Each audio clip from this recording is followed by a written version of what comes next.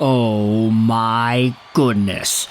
Elliot Friedman dropped the scoop about half an hour ago, saying that he was hearing the Edmonton Oilers and Leon Draisaitl have made significant progress on a contract extension. No one is commenting, but it appears we are close to an 8-year deal. He then followed up by saying this: we will see the exact total, but the AAV is approximately $14 million a year, which would be the highest in the National Hockey League. How much does it take to chain someone down to Edmonton for 8 years? About $112 million? Okay, that's a joke. Just to lose to Vancouver for the next 8 years. You know what, X-Tech buddy, I love you, but that is a joke. Of course, they're not being serious here. Okay, maybe they are. Maybe they're joking around a little bit too harshly here, but we did have ourselves the confirmation. Leon is locked in, baby. The Edmonton Oilers have signed Leon Draisaitl to an 8-year contract extension beginning in 2025-2026 with an AAV of $14 million a year. Leon Draisaitl is signed. Look at that graphic. He kind of looks like he's made out of clay. Maybe that's just the way the image is rendered here, but either way, they got it done. 200,000 views in the span of about 15 minutes. 200 replies, 1.2k retweets, 3.3k likes. A lot of people going out there and responding to this, including AFP Analytics. Draisaitl comes in a little higher than their projection. It's tough to argue, though, when you have a player capable of resetting the market in a rising cap environment. It's a good time to get him locked in.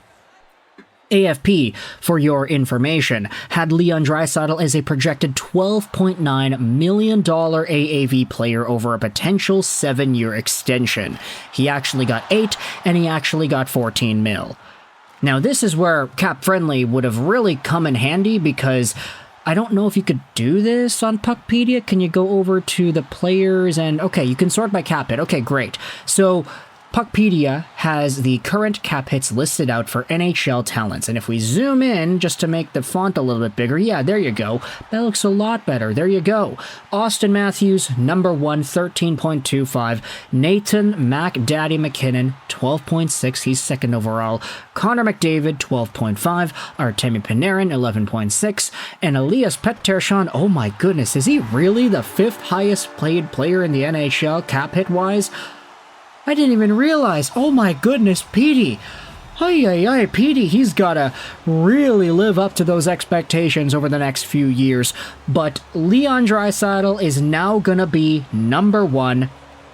And it's not even going to be close. From 12.5 to 12.6, you know, that increase was seen as a little bit of a steal for Colorado Avalanche fans and Nathan McKinnon. You know, fans were saying, yeah, the fact that he's only $100,000 more than McDavid is making him steal territory. I mean, McKinnon, you could debate he is as good, if not better than McDavid in many aspects, so I mean, that's totally fine. But going from Mac Daddy, 12.6, to 13.2 in Austin Matthews, that was a big increase. The contract length is 4 years long, too, so they didn't even lock him up to a super long-term deal. Austin Matthews, though, definitely resetting the way these younger players apply their mathematics and projections to their contracts, because obviously Austin Matthews is going at this contract from the perspective of being able to maximize the dollars that he earns over the course of the years. But Leon Draisaitl, his number 1 NHL contract now at $14 million, will leapfrog everybody, and he goes up $800,000 on Austin Matthews.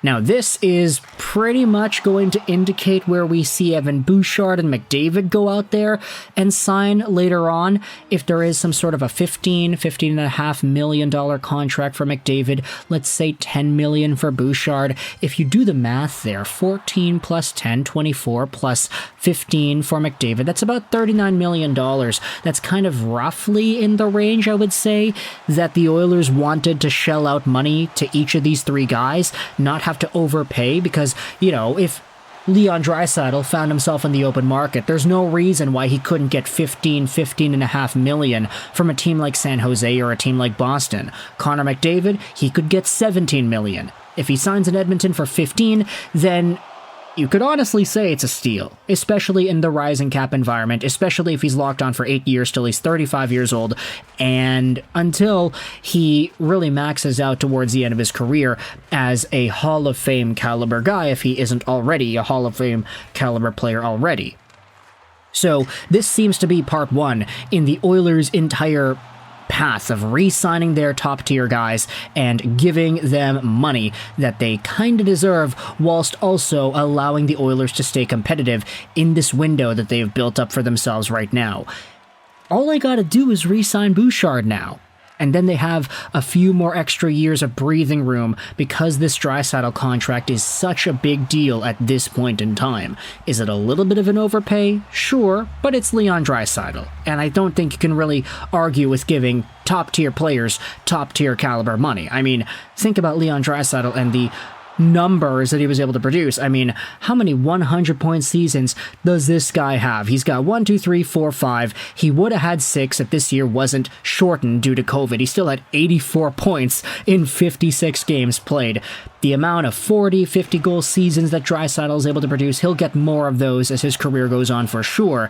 And the amount of production he has in the playoffs, oh my goodness, just an absolute monster. The lean, mean German machine. He's not even all too lean. He's 207 pounds, 6'2". So definitely a bigger dude, a super skilled dude, and a guy who is worth as many dollars as he could have gotten, because you know if he went to the free agent market, he would have gotten way more than just $14 million a year.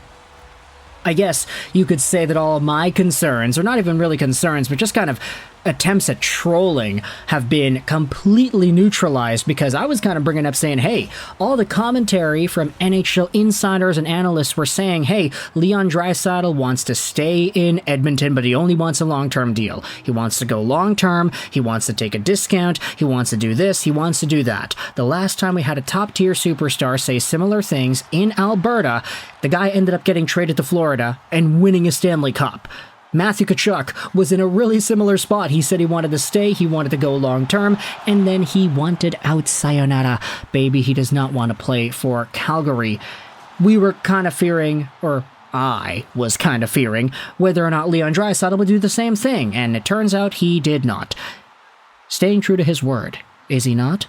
We had heard that the McDavid and Draisaitl party amongst the Oilers were trying to convince other guys to take lesser dollar amounts, and of course you gotta lead by example, right? If you want the other guys to take cheaper deals, you gotta take a cheaper deal yourself, and Leon Draisaitl does just that. We'll see if Bouchard and McDavid shortly follow over the next few months, and potentially even the next year or so, but for now, let me know your thoughts in the comment section below about Leon Draisaitl getting re-signed to an 8-year contract extension beginning in 25-26 with an AAV of $14 million. 25-26, 8 years, so that takes him till 2033?